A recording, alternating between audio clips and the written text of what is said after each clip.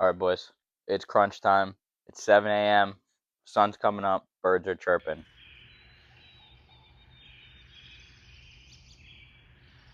We ran into a pretty major issue with the C10. The other day, I got it tuned on E85, cranked the boost up, and we were sitting at about 10, 12 pounds of boost. And as soon as I hit about 6,000 RPM, boost creeps way up, and we hit about 15 pounds. And I found out the problem, and now we're going to try to see if we can find the solution. Since I'm trying to keep this project budget friendly here, I kind of had some pipes laying around and whatnot, and that's my wastegate placement. I thought that it was going to be, good enough, but it is in fact not good at all. It's good to about 10 pounds, and after that, you can't really control the boost. So I'm going to have to take this, slice it off, and I have some exhaust pipe.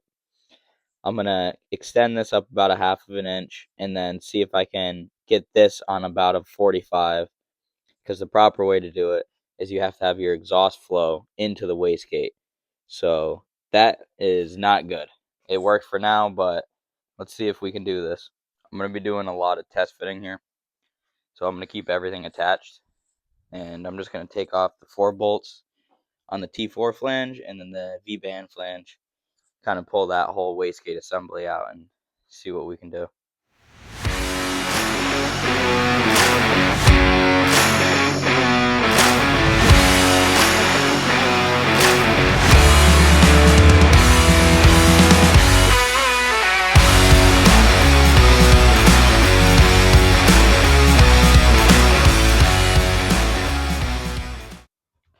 Alright, so I got this freaking contraption here.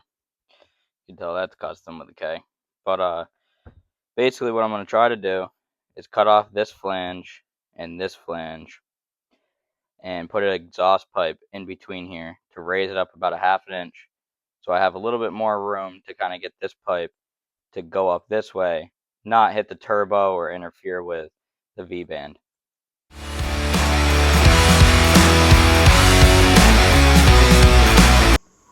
These are the pieces that I cut off here.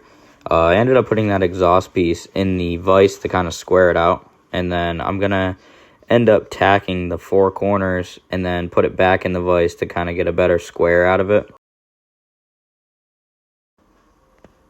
And this piece kind of fits a little rough, but a couple MIG welds will fill that right in. We won't have to worry about nothing.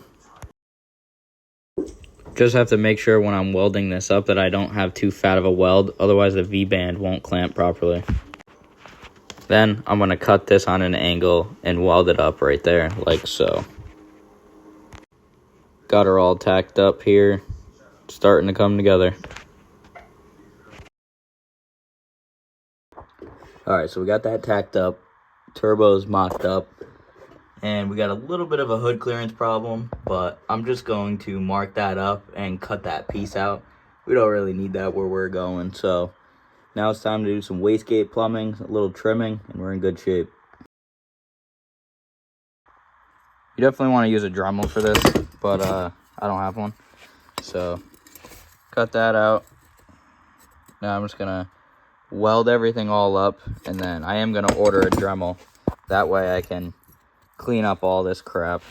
And yeah, the ideal way would probably have been buy a new T4 flange and a new V-band flange, and would have been good. But I can cover up these little gaps with weld, and should be good for now.